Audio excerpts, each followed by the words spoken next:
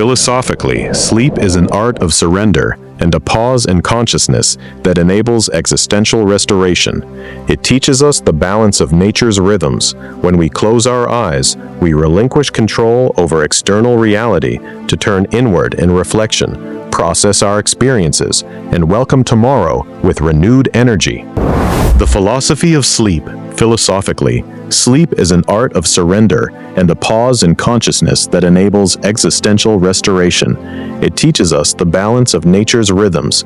When we close our eyes, we relinquish control over external reality to enter into self-reflection, process our experiences, and welcome tomorrow with renewed energy.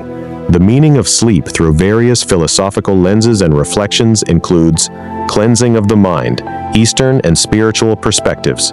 Sleep is regarded as a temporary, little death, during which the soul rests from worldly burdens and reconnects with the essence of inner peace before returning to wakefulness. Questioning reality, Western philosophy. Modern philosophers such as René Descartes use sleep and dreams to question the boundary between objective reality and illusion, highlighting humanity's fragility in distinguishing what is real from what is imagined. Necessity versus futility. The history of philosophy records diverse views on sleep.